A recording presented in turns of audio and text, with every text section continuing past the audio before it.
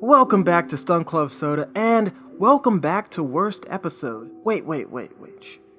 What's that I hear? It's James back on the mic. Hi. I have returned for really the only thing that would get me back in the saddle, and that is my favorite show of all time.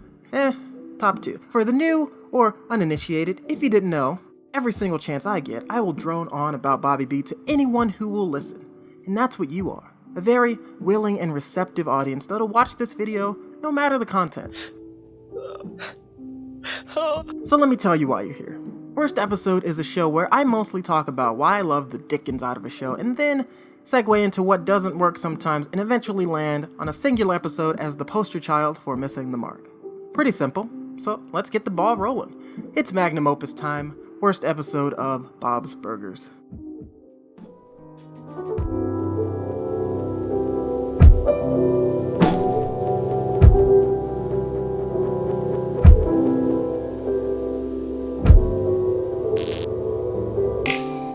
Bob's Burgers is an animated television show about the Belcher family. At the helm is Bob, a third-generation restaurateur, according to Wikipedia. He is head chef and owner of Bob's Burgers, along with his wife, Linda. It's a struggling burger shop surrounded by more successful pun-focused businesses in a small and quirky seafood town. He's a great cook, godlike even based on the reactions of his few devoted customers, but something holds him back.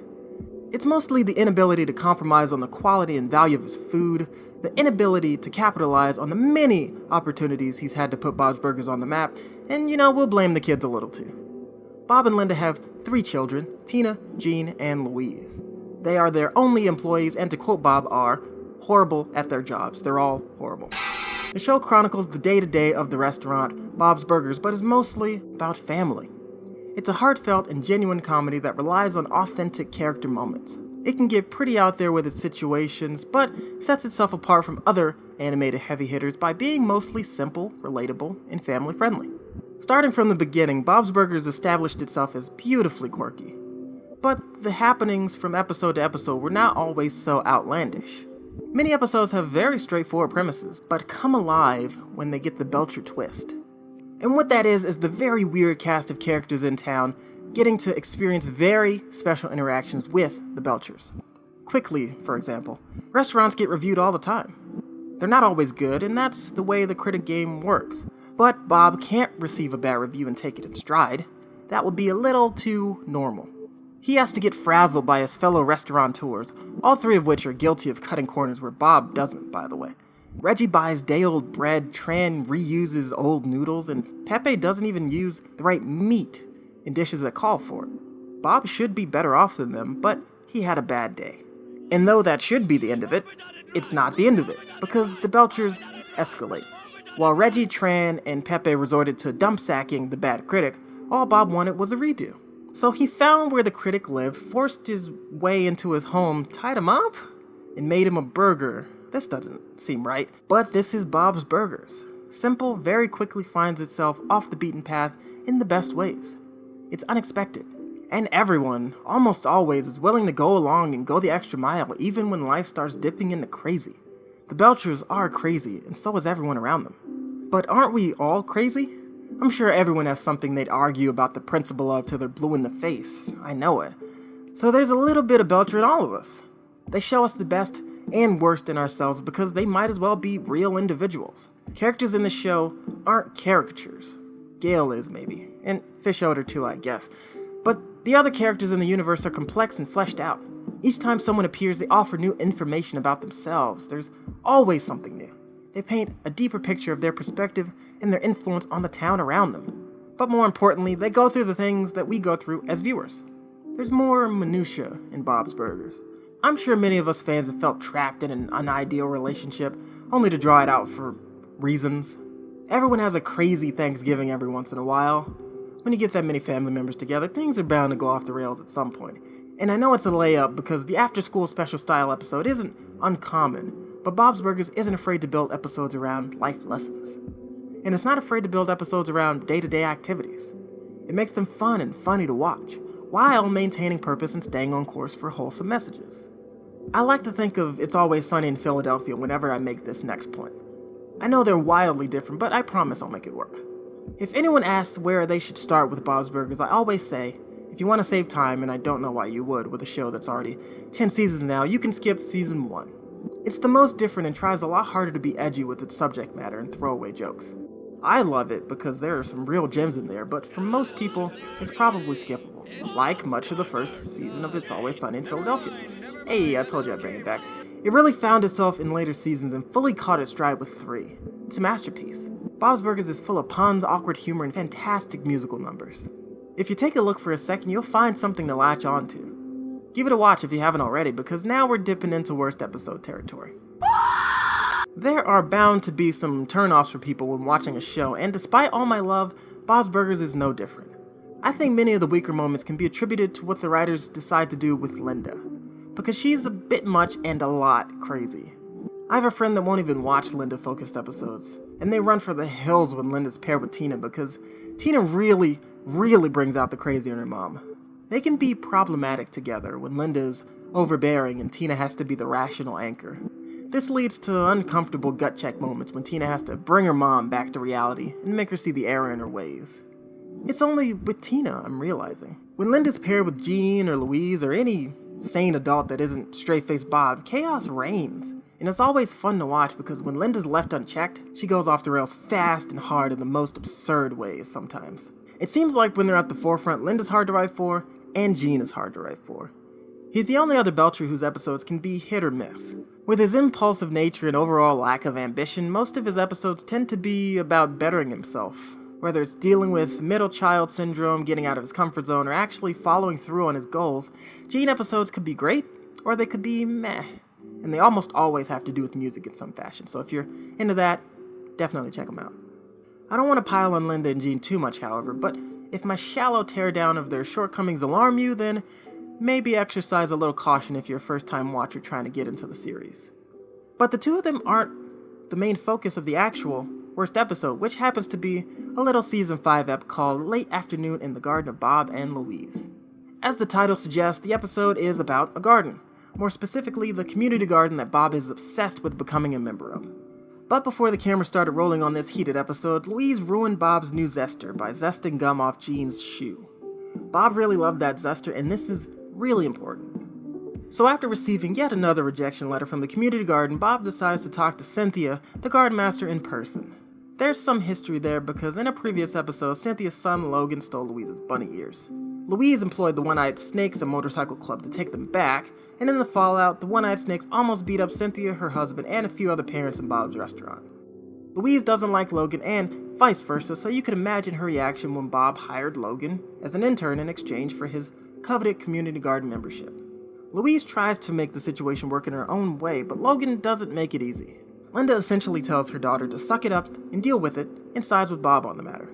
That is until Cynthia shows up at the restaurant and begins to spend a considerable amount of time there.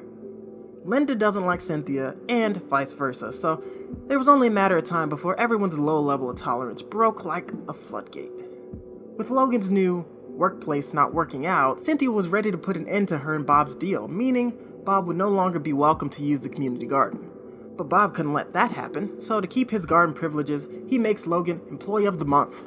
Naturally, Louise quits, removing herself entirely from the Logan-tainted space, and Bob Dad of the Year tries only a tiny bit to bring Louise back by offering her Employee of the Month next month. And this proves fruitless because Louise was now on the offensive, demanding Logan be fired. While she was shooting Logan with spitballs from the crawl space, Linda was body-blocking Cynthia from entering the restaurant. All hell breaks loose.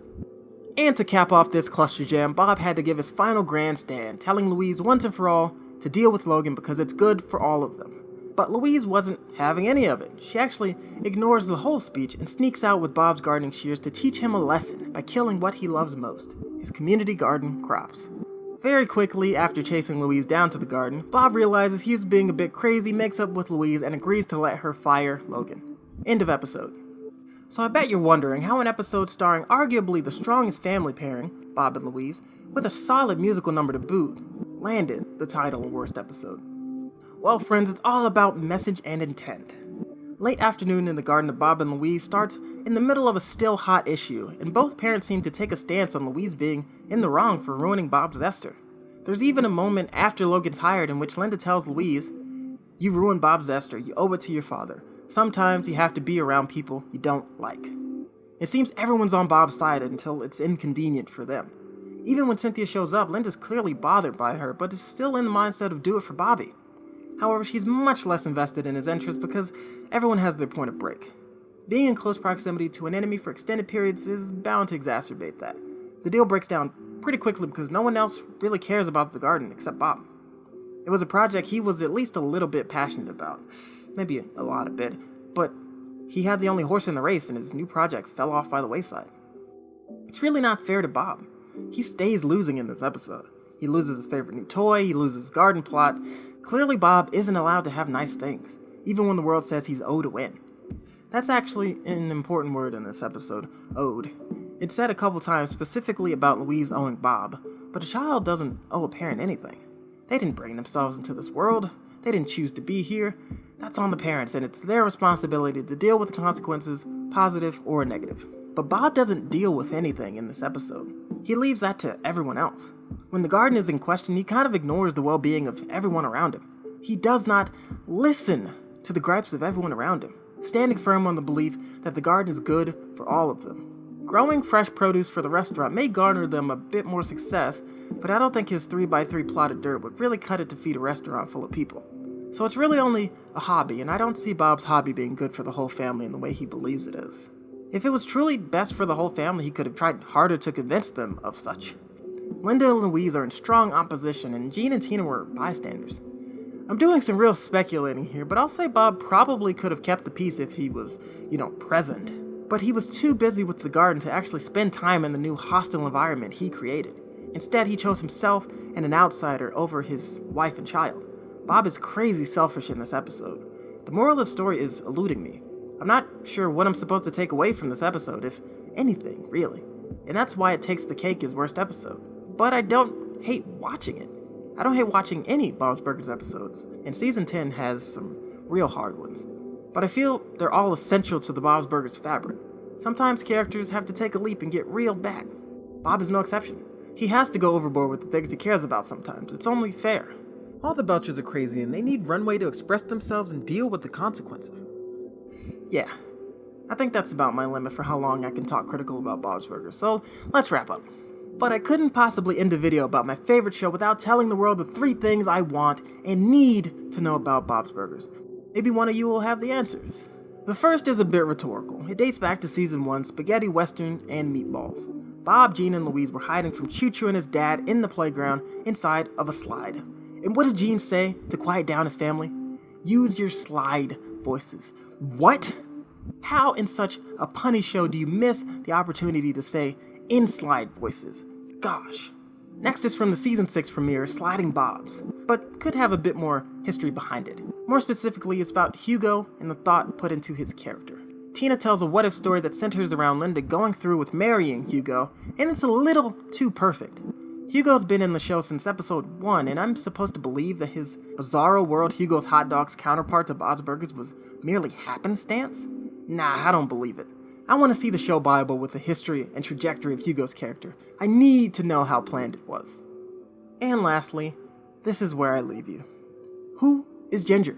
I know that she's Linda's lifelong best friend that she met at a slumber party. I know she was there when Linda met Bob. I know she has a daughter.